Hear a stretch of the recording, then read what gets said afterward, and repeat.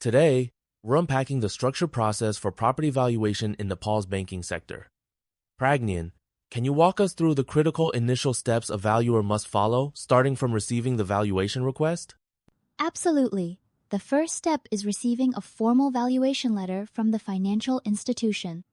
After that, the valuer must notify both the client, usually the bank, and the borrower about the exact documents needed, such as the trace map, Lalpurja, and ownership papers. Importantly, legal document verification isn't the valuer's job, but any document errors must be flagged for the client. That's a crucial distinction. Once these documents are assembled, what happens during the site visit, and why is this stage so emphasized in the guidelines? The site visit is pivotal. The valuer checks if the land on the ground matches the trace map and ownership documents. They measure the property and road, verify coordinates, and even consult local residents about the property's value. This multi-pronged approach ensures accuracy and uncovers discrepancies early, which is vital to avoid future legal or financial disputes. And after field work, how does the desk review consolidate these findings? Back at the desk, the valuer cross-checks all data, compares it with previous valuation records and NVA data, and ensures the area for valuation is the least among the field, trace, and ownership records. Only when satisfied with all checks does the valuer draft the pre-valuation and final reports, highlighting both strengths and weaknesses of the property. Transitioning from fieldwork, one of the most technically challenging areas is interpreting right-of-way, row, and setback regulations. Can you demystify how valuers are to approach these, especially when regulations differ? Certainly. When regulations conflict, valuers are advised to apply the strictest criteria for new valuations.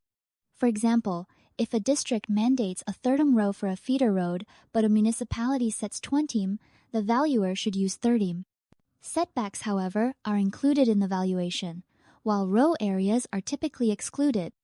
That clarification helps. How do these rules adapt for different property types, say residential versus agricultural land, or in the context of electrical lines? Great question.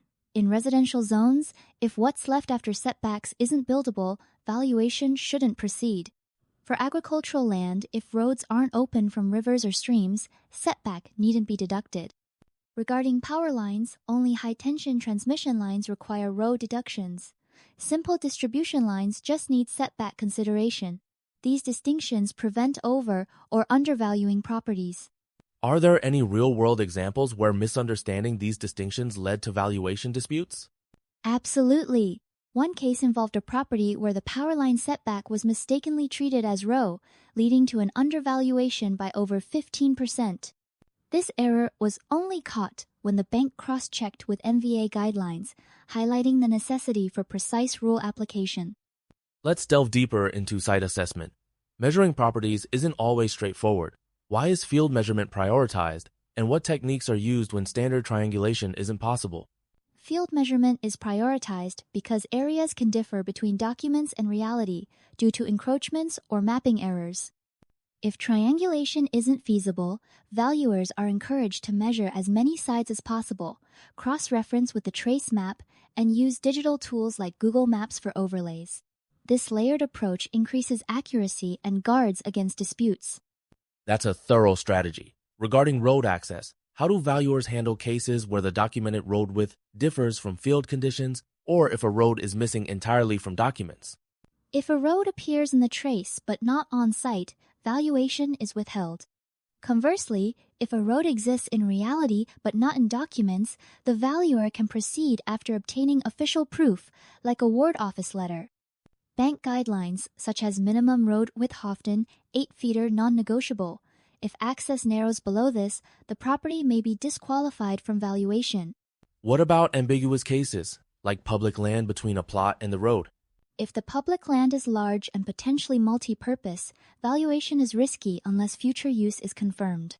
For smaller strips, valuation may proceed, but only with explicit mention of these facts in the report, ensuring transparency and protecting all parties involved.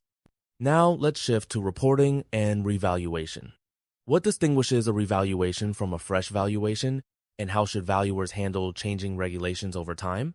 For revaluations by the same firm, a reconfirmation report suffices unless major changes have occurred.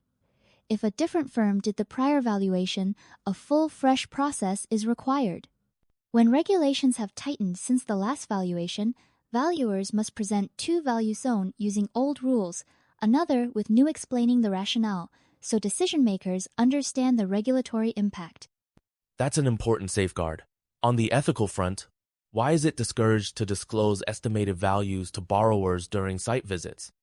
Premature disclosure risks influencing the final valuation, especially if the borrower tries to sway the valuer. Moreover, field estimates can change after thorough analysis, potentially leading to disputes or even attempts at manipulation. Thus, valuers are urged to only submit final figures to the bank after all stages are complete. Lastly, how can valuers ensure their judgments remain transparent and defensible, especially when relying on personal experience? Every assumption, criterion, and calculation method should be documented in the report. This practice not only guards against memory lapses, but also provides a clear audit trail if values are questioned later. With the changing market and regulations, this continuous learning and documentation culture is what sustains trust in the valuation profession.